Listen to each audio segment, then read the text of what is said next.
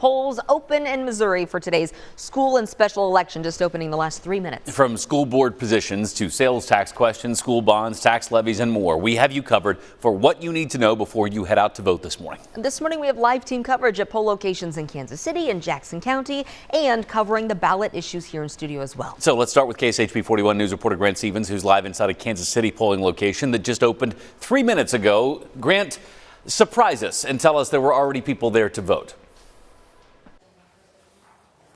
2 people waiting in line before they opened. So, yep, we have already gotten off to a start here with voters waiting in line at the South Broadland Presbyterian Church. This is one of the polling locations for the Kansas City Election Board. So remember, if you live in Kansas City limits, KC sites are where you're going to vote, not the Jackson County sites. So before you head to the polls this morning, as you're watching right now, I want to go over just real quick where you need to go, what you need to bring, and what you need to be thinking about when you're voting. And for the first part, always just double check your polling place. That's one thing that the Kansas City Election Board told me, was that some of the sites have changed. So it's pretty easy to just double check where you're going to be going. Go to kceb.org. You can check your polling location, and you can also print out a sample ballot.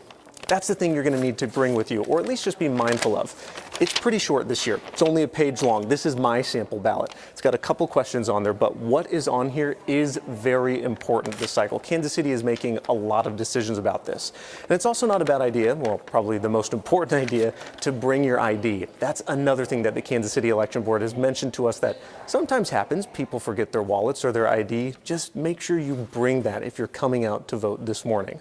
We are expecting a slightly less turnout than what we saw in November, but still, like I mentioned, there are already people here. There were already people waiting in line because some of the things on this ballot are so important. So for the rest of that, and to kind of go over what you can see on this ballot, I'll toss it back to you guys.